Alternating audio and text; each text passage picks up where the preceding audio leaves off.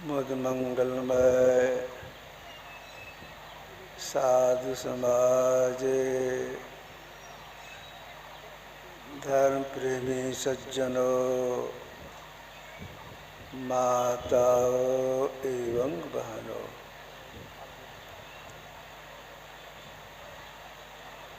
अभी हम लोग संत मत सिद्धांत में स्वर में स्वर मिलाकर के पाठ किए हैं। ये प्रकृति द्वय उत्पत्ति लय होवै प्रभु की मौज सी, ये अजा अनाद्या स्वयं है, हर्ज न कहना चाहिए। ये प्रकृति द्वय, द्वय से मतलब दो, जड़ प्रकृति और चेतन प्रकृति। जड़ प्रकृति के चार भाग हैं, स्थूल, सूक्ष्म, कारण और महाकारण। इसके बाद चेतन प्रकृति, इसको प्राप्रकृति भी कहा गया है। परमात्मा की मौज से ये सृष्टि उपजी है। अब परमात्मा की मौज से इसका लय भी हो जाता है। तो जिनकी मौज से सृष्टि उत्पन्न होता है, लय भी हो जाता है, अगर उनको कोई देखना चाहते हैं, उनमें मिलकर एक मेक होना चाहते हैं, जिससे कि आवागमन चक्र समाप्त हो जाता है, तो सबसे पहले उन्हें क्या करना चाहिए?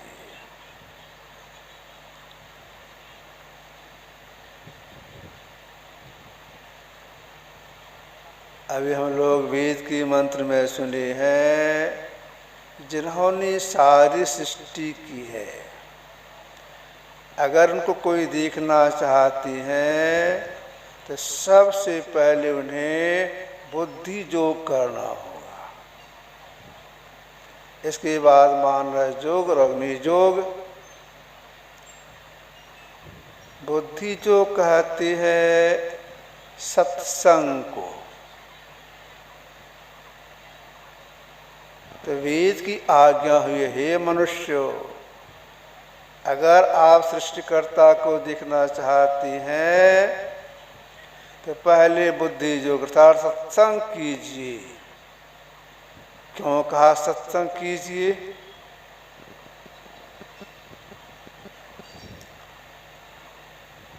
सत्संग करने से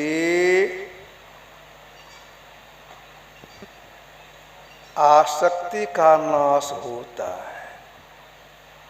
अयासक्ति ही जीव को निश्चित जोनियों में ले जाता, दुखों को भोगाता है। भगवान कृष्ण ने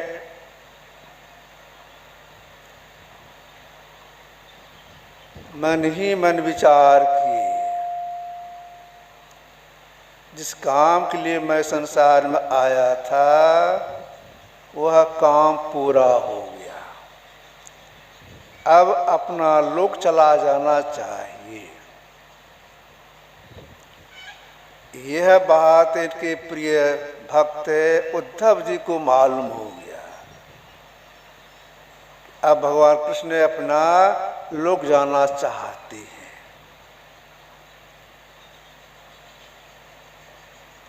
उद्धव जी भगवान कृष्ण के पास गए, प्रणाम किए और हाथ जोड़ते कहते हैं, भगवान आपके विचार हमको मालूम हो गए हैं, अब आप अपना परम धाम जाना चाहते हैं। आप तो शरीर त्याग करके चले जाएंगे, हम लोगों का कल्याण कैसे होगा? कुछ उपदेश देते जाइए। उस उपदेश के देने के सिलसिले में भगवान कृष्ण ने उद्धव जी से कहा था, न रोदति माम योगो न सांख्यं धर्म एव च न तपस्त्यागो निष्ठापूर्त न दक्षिणा वर्तन यज्ञ छन्तास्तीर्थानि नियमायम यथा वरुन्धि सत्संग संसोहिमाम। हे प्रिय उद्धव, संसार में जितनी भी आसक्तियां हैं उन्हें सत्संग नष्ट कर देता है। यही कारण है कि सत्संग जिस प्रकार मुझे वश में कर लेता है वैसा साधन न योग है, न सांख्य है, न धर्म पालन है, न स्वाध्याय है। त्याग, तपस्या, इष्टापूर्ति प्रसन्न नहीं होता हूँ। कहाँ तक कहूँ? व्रत, यज्ञ, वेद, तीर्थ और यम नियम भी सत्संग के समान मुझे बस करने में समर्थ नहीं है। कहने का आशय क्या हो गया? जो महापुरुषों का संग करती हैं उनके अंदर में ठोस रूप से क्या सार है, क्या असार है, क्या कर्तव्य है, क्या कर्तव्य है, सही सही बोध हो जाता है। ऐसे होता क्या है? सारे आफतों का जो जड़ है आसक्ति, इसी का नाश हो जाता है। किसी से आसक्ति नहीं रहती है, निरासक्तों के संसार में रहती है।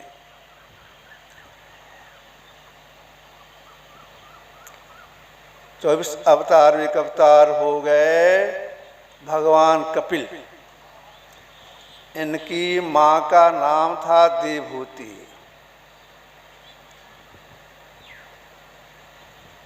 भगवान कपिल अपनी माँ देवहूति को उपदेश देने के सिलसिले में बोले थे,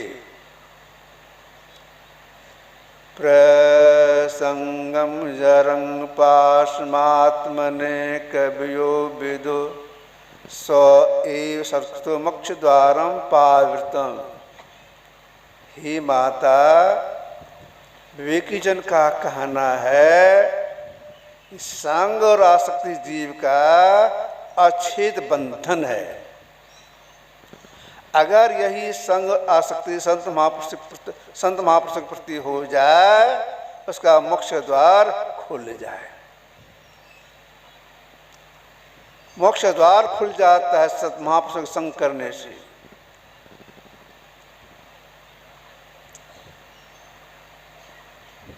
तुलसीदास जी महाराज संसार में आए,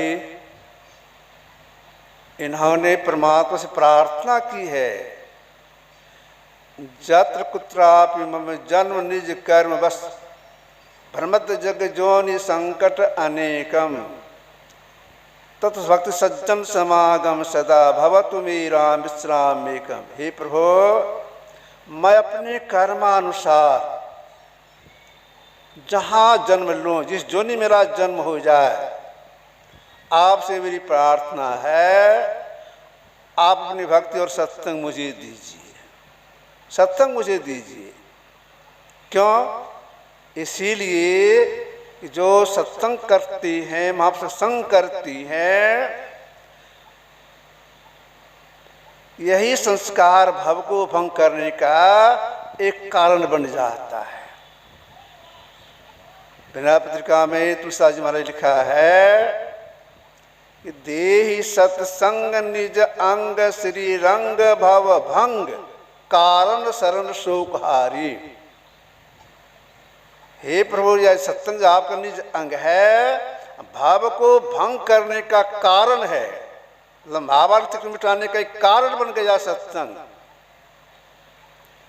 इसलिए जितने बड़े बड़े महापुरुषों के सब कहना है, अगर आप अपना कल्याण चाहती हैं तो पहले संतों का संग, महापुरुषों का संग ही करें, आसक्ति का नाश हो जाएगा, सार सार सही से बोध हो जाएगा। लाभ कितना होगा सत्संग करने से? सत्संग जो करते कितना उसको लाभ क्या क्या मिल जाता है। जाड़ं धियो हरति सिंचति वाचि सत्संग मानुदिष्टि पापम पा करोति चेत तदक्षित नोति कीर्ति सत्संगति कथि किन करोति पुनसाम। हरि का वचन है। सज्जनों की संगति बुद्धि की जड़ता को नाश करती है, वाणी सत्य से सींचती है, मान वृत्ति करती है, दिशाओं में कीर्ति फैलाती है, चित्त प्रसन्न करती है, पापों का नष्ट करती है। कई मनुष्य के लिए क्या नहीं करती है, महापुरुषों संग सब कुछ करती है। इसलिए हम लोगों को महापुरुषों संग जरूर करना चाहिए।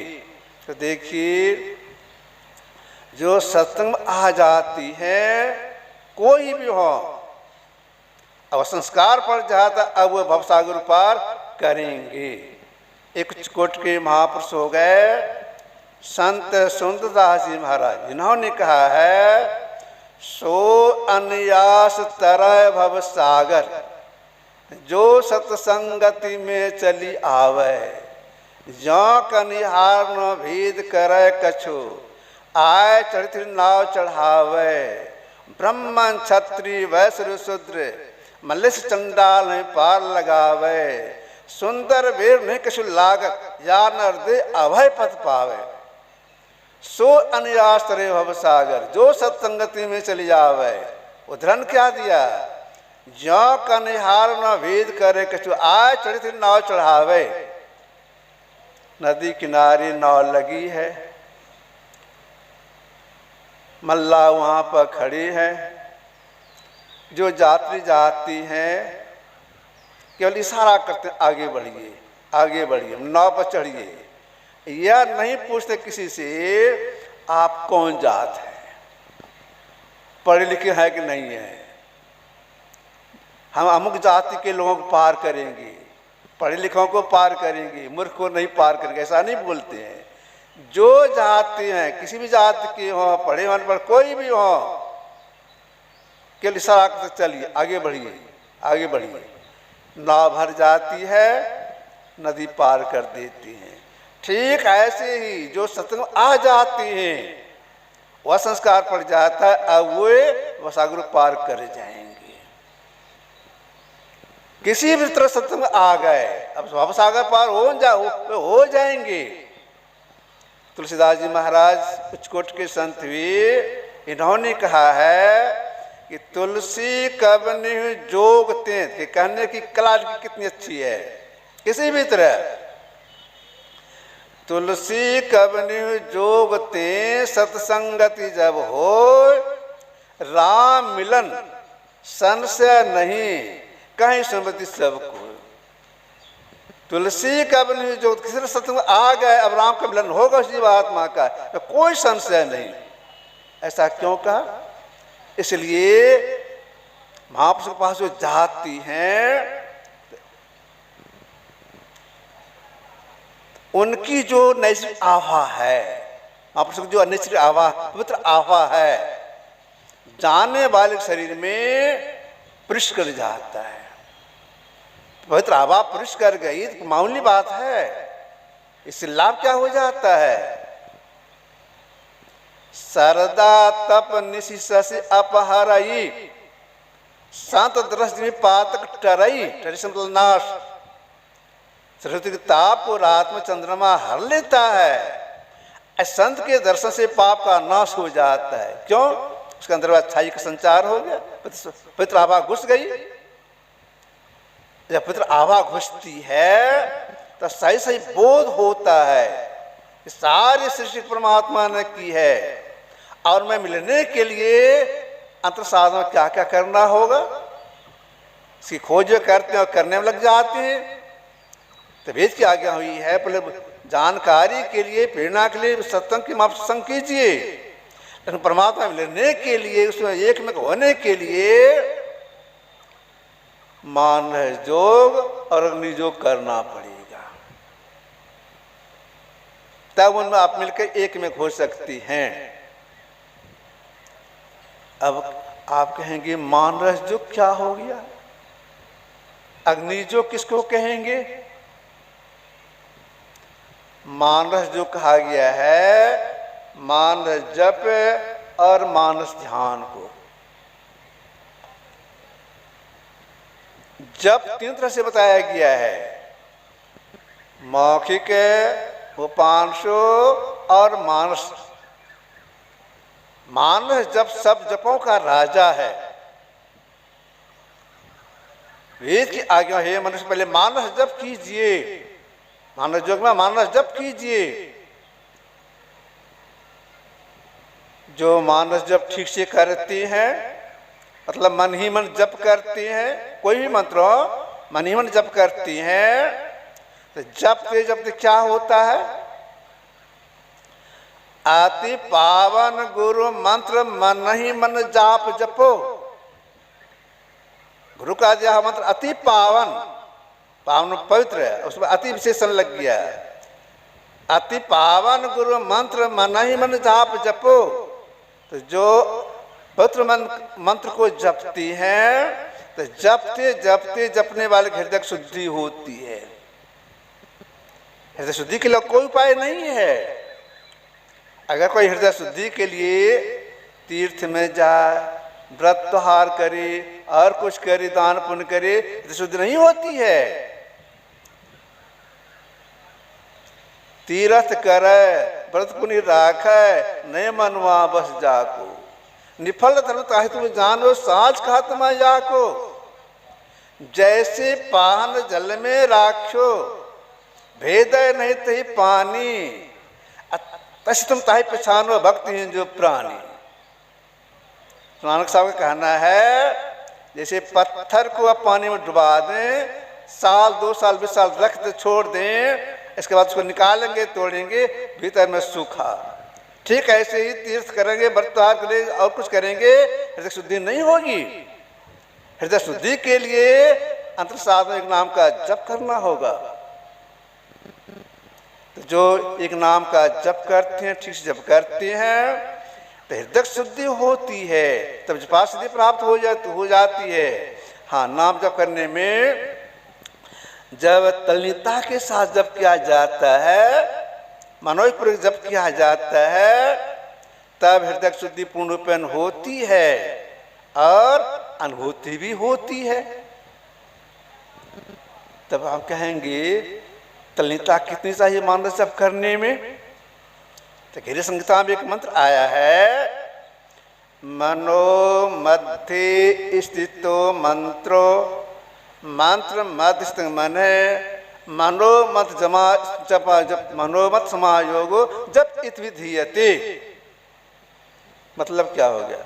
मन में मंत्र, मंत्र मन का समायोग हो जाए, मतलब अटूट तैल धारा जप हो, लगातार जप होता रहे। जिस तरह से जप ठीक से करती हैं, हृदय शुद्धि होती है, उसी हृदय शुद्धि में परमात्मा अनुभूति भी होती है। हृदय शुद्धि में ही परमात्मा अनुभूति होती है। क्या परमात्मा अनुभूति होती है? सिमरन तब ही जान ये, राम राम धुन हो, कुंज कमल में बैठ के माला फेरी सो। चरणदास जी महाराज, कुंज कमल अंधकार में बैठ के जो जप करते हैं, जप करती हैं, जब क्लास जप करती हैं, राम राम ध्वनि हो। जापक से जितने रोई हैं, प्रत्येक मंत्र का वाइब्रेशन शुरू हो जाता है। जो मंत्र उस मंत्र का जप शुरू हो जाता है। अर्जुन जप किए थे, लेटे हुए हैं, जप करते लेट गए, लेटे लेटे जप कर रहे हैं अर्जुन। अर्जुन के देह में जितना रोआ था, प्रत्येक रोए से हे कृष्ण कृष्ण ध्वनि हो रही थी। जपने वाले भी सुनते हैं और लोग भी सुनती हैं। तो एक नाम के जप करने से यह अनुभूति हो जाती है। शक्ति आ जाती है मान स्नान करने की। तो एक नाम का जप, एक रूप का स्थूल उपासनाएं हैं।